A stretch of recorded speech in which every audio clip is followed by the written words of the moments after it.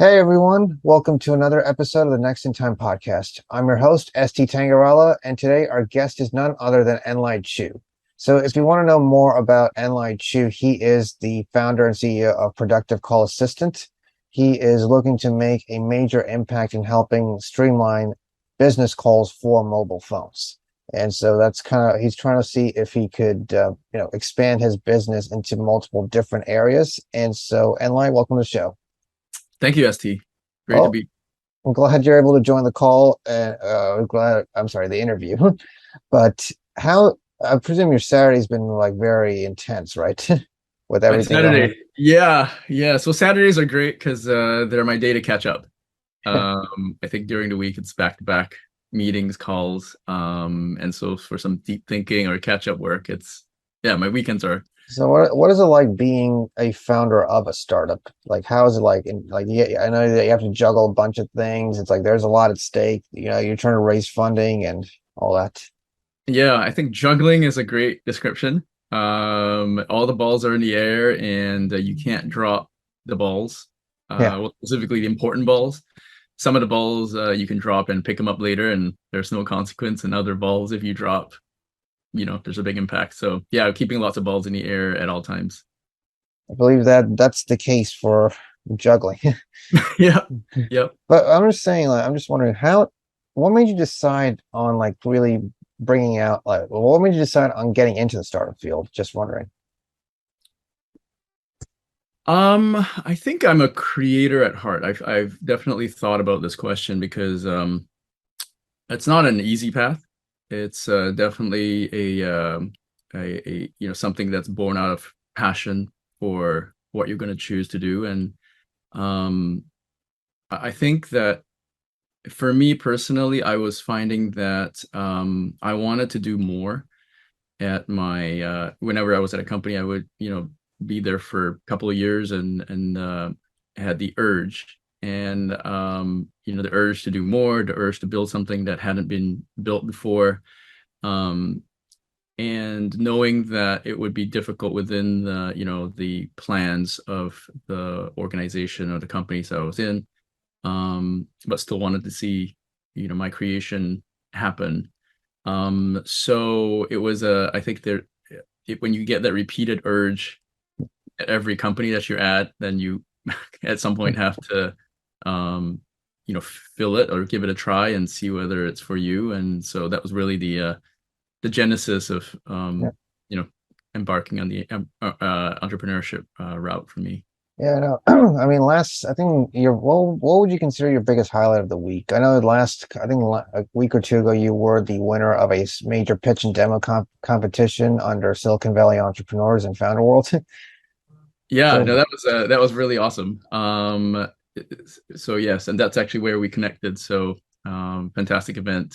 yeah, I know. That's what I'm saying. I can host podcasts and also I can basically MC events. So hey, why do I need to work in startups? I can I can quit my jobs and just be an MC and be a podcast No, host. there's lots of amazing content channels, and it's I think it's actually helpful for entrepreneurs. So this is an amazing job that you're doing. Starting this channel. Yeah. Um, Highlight of the week, we had our first set of conversion from trials from one of our partners, and so that was great. So we were trialing a cohort of users, and they became paid users. A good number of them became paid users, which basically gave us the signals that we were, what we were trying to accomplish for them had value. And I think for any startup, that's an exciting moment. Yeah, that's very impressive. But anyway, so tell me, yeah, let's get to know more about Enlai, the man, right? It's the man himself. So Moved to Vancouver with my parents to do my university at University of British Columbia. Did my electrical engineering with a computer option. Lived there for a few years after that, working in telecom and semiconductors controls. Moved down in 2000 to experience the dot com. which ultimately was also an experience for the dot bomb, but it was amazing. Super exciting time for the growth of the internet. Yeah, you were one of the early adopters in terms of that era. Yes, definitely someone who lived through, that era, like many in the Silicon Valley. So that was amazing time. Yeah, Um, I just can't believe I was not able to witness it in person as an adult. I was like a kid, just like, hey, let me just live my own, let me just grow up. And then I've seen stories later on that okay, there was a major bust in all yeah. the companies. I mean, even now I'm seeing with crypto and Web 3.0, they're going through that dot-com phase. Yes, yes. So that was I mean, all the war stories, I'm sure there'll be no shortage of people, in the valley here where you're, where you live who can share stories from the dot com and dot bomb. Um, and then I went back and did an MBA at Berkeley because I knew I wanted to kind of balance that technical background with some business um expertise or the ability to at least have a 360 view if I wanted to start a company because I always knew I wanted to. And then worked in various companies. I've been in sort of telecom type related companies and wireless companies, and eventually started my previous startup called 3Jam. We were one of the first to innovate in group SMS and virtual numbers. And we had an exit to Skype, so I was at Skype for a little bit. I was also working for Microsoft after Microsoft acquired Skype, and that was really I guess, the intersection of communication and productivity apps that inspired my latest company, Right. Productive. Yeah, well, congrats on that massive journey that you took. Like, I mean, moving from Singapore to Canada, like, just, I mean, nowadays, if you see that Singapore is now a major tech hub, Yeah, yeah. I mean, absolutely. what was it like before? Like, when you were moving to Canada, was it a major tech hub or was it just emerging? No, well, it was interesting. I mean, I think tech was probably everywhere, but it was mostly in traditional industries, and even in Canada, that was sort of the case. It was, the big telecom companies. It was in semiconductors. It was big semiconductor companies. So startups just weren't that common. It was not easy to start a startup, but today the cost of starting a startup basically is, you quit your job and or just work at night and fund your own company by your hard work, just coding. Yeah. But it was much harder to do back then because the internet just wasn't something that was, growing that large, or the tools to build software just weren't as, common. So it really didn't start, and that was actually the inspiration for me to move from Vancouver to Silicon Valley. Was There was just magic happening here, and lots of new ideas growing really quickly, and I just wanted to be at the center of things. So that was sort of the inspiration, was just going where technology was, or where new technology was happening.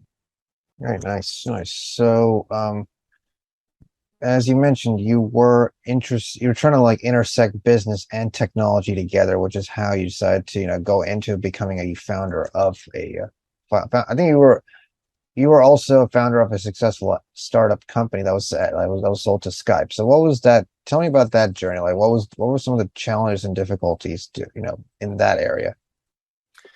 Yeah, so we were exploring sort of new productivity tools, and what I've always been passionate about is helping people to communicate better. And at that time, messaging and SMS had just started to get popular, and we were trying to help users to get better ways to communicate with messaging at the time. And um, there was no such thing as multi-person SMS. So you would one-to-one, send messages to people, but the experience of email, was we could message multiple people, and that was a very useful thing to be able to do that. So we took that same idea, and hypothesis was if you could also message groups of people at the same time on your phone, that there was a big utility for that. So there wasn't a product around at the time that did that, and we had to build our own using off the shelf SMS. So cool, got some patent for that. Hmm. And we basically rolled it out and kind of grew that company. And when SMSs were available on phone numbers, you Right. could actually start building these types of tools. And so we launched a product as well. We were one of the first to launch a product where you could get a second number and get all these really useful features on it, or features that just didn't exist on your. When was the acquisition from Skype? Just wondering. When was it? Yeah, Uh, when was it? this was in 20, I want to say 2011 or 2012. Nice, nice. That was a well, that was when technology started, like tech companies started making their mark and everything. That's why if I Yeah, I recall. think, well, I think that there's definitely, there's sort of periods where the acquisitions happen and, at the right time or strategically. And really, I think you kind of build up to those moments because you never really know when companies feel that they have to get into a certain area, or, there's going to be a synergistic fit, and you can't rely on it. You just have to kind of just build the company, and if it happens, it happens. Makes sense. And so about so now moving to your current startup, Productive Call Assistant. So tell me about the whole. You mentioned earlier you mentioned about the journey, but what was the reason? What was the problem you were trying to solve with Productive Call Assistant? Yeah, I think for me it was really that there was too much information in my head, and it was hard to fit more information without writing it down. I take good notes. When I'm on calls, I type it into my Evernote or whichever note taking platform I'm using at the time.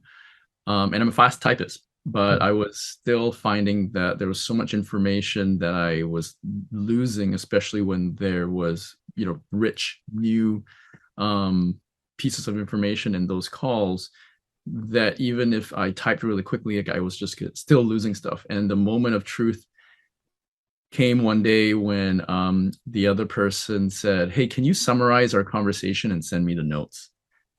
And I was like, "Oh man, I could probably summarize what I had to do, but the entire conversation, because there were actually multiple people on that call, um, it was just such a revelation that there just had to be a better way. I just needed a tool. I needed an assistant. It would be amazing if something helped me to take notes on my call, because phone calls, unlike or actually voice in general, unlike messaging or email, none of that is referenceable unless you manually take notes. Right. And none of those tools existed on my phone. Whenever I get a call, I literally have to stop what I'm doing, or I've to focus to get it in my head, to not forget to do the two or three things that I promised this person to do, or the two or three pieces of critical information that I want to remember. Um, and I would consciously do this. It's like when you first meet somebody, you consciously say their name again so that you'll remember their name. But I was finding that even those two or three things that I was trying to remember, by the time I got to my destination, or a day later, if I didn't write it down or I didn't put it into some app, um, I wouldn't remember like one thing. I was like, Hmm. I know two things, and what's the last thing? So there just really was, for me, retention and organization of information so that I could just relax and talk, and know that I could go back and refer to my conversation at any time in the future, and that just didn't exist. So I wanted to build it because I felt I had the right expertise, in order to do it. And is studying the ecosystem of people that could do it. They were so separate that I didn't think it would ever happen. Um, I think on one side you've got the mobile operators. They don't really build these types Yeah. of productivity apps. They kind of run the service, and they maintain your phone number. They maintain your service. and the quality of service. And on the other side, you have the handset manufacturers, who are on the other side of the equation, but also their motivations may not be prioritized around this type of tool. And then you have the other players where they can do things like transcribe the calls, so the information is digitized and usable, but they can't get into the call itself to perform their magic. Right.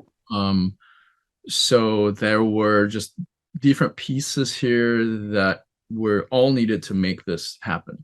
But it didn't seem like there was a way that they would ever work together on this together, because again, they've got their own priorities. And so I wanted to bring them all together myself. And that's ultimately what was the genesis of Productive Call Assistant.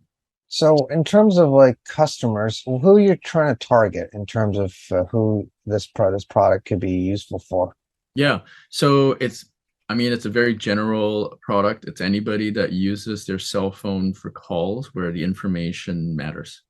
I think the information matters because you need to go back and refer to it. You need to remember it. You need to organize it. You need to put it somewhere that others can refer to it.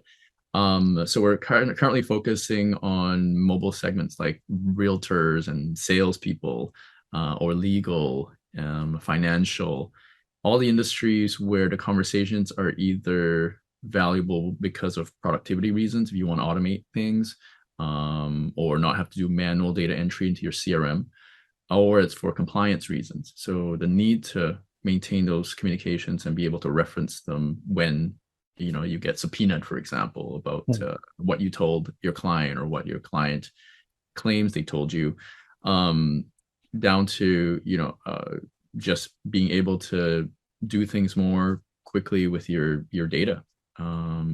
So productivity, compliance, and just speed of getting things done. Got it. And so in terms of right now, I think last time we spoke, when you were pitching your business in at the pitch and demo event sponsored by Silicon Valley entrepreneurs, you were talking about focusing on real estate professionals, right? You're trying to see if you could make this whole thing efficient for the real estate community. Yeah, we started interestingly, we actually started in sales. So for us, we went through an accelerator called Alchemist, which was amazing. They focus on SaaS and enterprise, startups, and we kind of were introduced to the CRM world there, the Salesforce, the HubSpots, a lot of big like CRMs, customer relationship management software, and the difficulties that people had entering data into the CRM. They just didn't have the time. They didn't, weren't diligent, and they just really, frankly, were focused on what their jobs were, which was selling. And so we actually started there, but we were kind of asked one day by a user if we integrated with a Wise Agent, which is a CRM for realtors. Sorry about that. And so we were kind of pulled into that world. We had a great call with them, and they were like, we've been looking for a solution like this that connects your cell phone calls to your CRM and automates all the data entry and call logging, and they've never found one. So they were actually our first integration in the real estate market. And after that, we've done other integrations. We found that was the perfect use case. So where it was so perfect was because realtors are out and about. They're not sitting in front and Zooming like us, all day. They could be driving, they could be with clients, they could be showing, and still get a call. And each call is potentially worth tens of thousands of dollars as a new lead or a new client.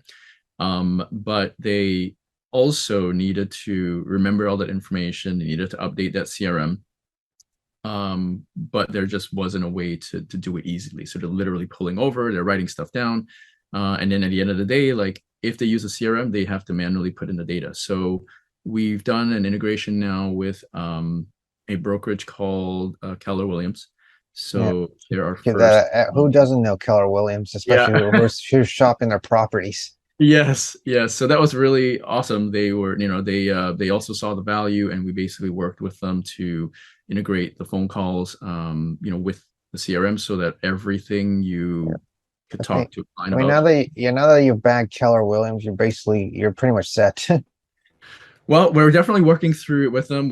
That's why we've got those cohorts of users that we wanted to bring on and make sure everything worked well for them. But ultimately, yes, we're talking to their trainers. We're basically educating them because this is a product that has never existed.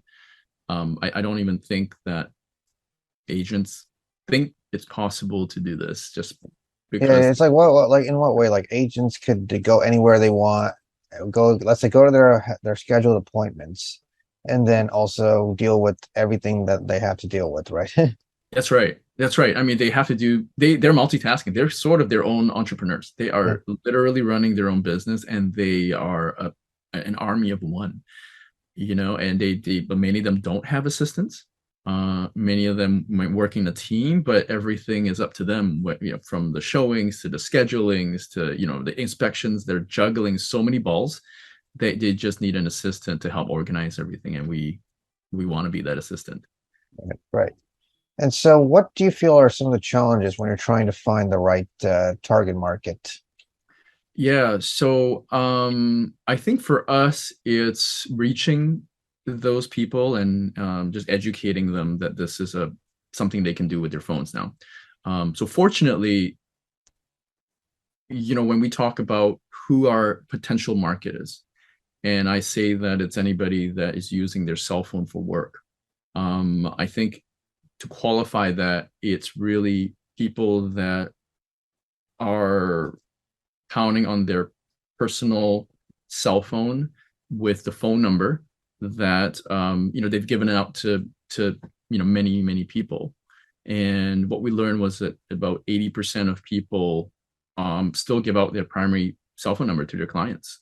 Once they've established a relationship, they don't have a problem just communicating over the cell phone number. So it's anybody that still uses their cell phone number as part of this communication, like identifier with their clients, that we can serve. So we don't force you to get a second number. If you want, you can get a second number, but it doesn't require you to have a second number in order to get all these benefits. And so for us, just having these new call features, intelligence in your phone calls on your cell phone, conversations, is just not something people know of or are searching for. So we just have to go through that phase of getting the word out so people are aware of the product. Very cool. And so, in your mind, why do you feel like this is a necessary product for the future? Yeah. So I think as work becomes digital and the workforce becomes mobile, and this has been happening, as we know, in COVID, this was really accelerated where people just were not sitting at their desk with a landline anymore. And we all know that people don't have home phones anymore. Um, the cell phone is that primary form of communication, and giving out your cell phone number is just normal. And so as that continues to happen, the phone call itself, that has not changed for the past 30 years. All the conversations are literally still analog. Yes, the pipes are digital, but the conversations and the words are still analog audio signals, and they are stuck in this pipe that Hmm. has not yet been able to connect with the digital world. And the digital world might be your note-taking app. It might be the I call. mean, right now, even Zoom that we're recording this podcast on.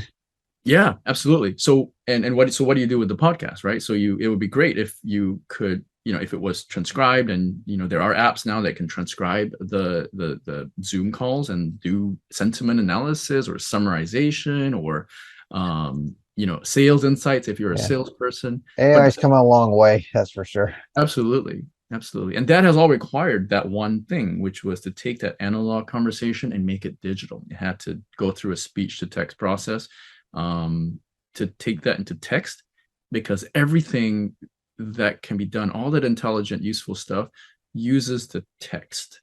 Right. So it's that digitization of the conversation that exists in things like conference calls, but does not exist on your phone calls on your phone. And we want to be that connector to take those conversations, make it digital, and then enable you to do one of 10 hundreds of different useful things with it. Whether it's automating task creation from your conversations or putting things in your calendar as you talk about them. We think that this step is a necessary step to go from analog to digital, and that's why we think that it's necessary.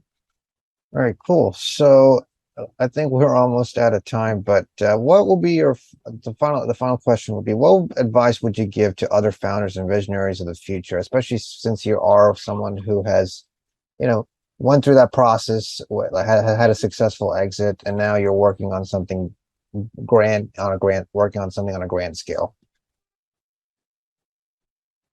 I would say, there's a lot of paths to success. I don't think that, I think you could go for things that could be a binary 0 or 1 type of thing. It could go spectacularly well or fail spectacularly, and there are others that are safer, maybe less sexy type of entrepreneurial paths, maybe even lifestyle business that that's what companies that may not have $1 billion exits, but could have tens of millions of dollars type of cash flow that are in this industry termed lifestyle businesses. All those paths are great options in terms of financial, potential financial outcome for you. Because of that, you need to choose something you're passionate about. I think as an entrepreneur, it's not easy because you're working many hours a day. I think if you've got your job and you're working on the side, it's time you could be spending, relaxing, but you're literally working 10, 12, 16 hours a day because you've got your full-time job and your side job. If you're quitting your job and starting something, it's the same thing. There's an urgency and you're working 10, 12, 16 hours a day or more. And so you have to really love it. Yeah. You have to really believe it, and that's what's going to motivate you. So, I work a lot, and I do it because I see it. I see how exciting it is. I see what creating this is like, because I feel that if I don't do it, nobody else is going to do it. And I, feel the world should have it. So again, just choose what you love and focus on that. All right, cool. Enlai, thanks again for coming on the Next in Time podcast, and congrats again for winning the pitch and demo competition sponsored by Silicon Valley Entrepreneurs. And yes, I am looking forward to seeing how Productive Call Assistant takes off. Thank you for your time, ST.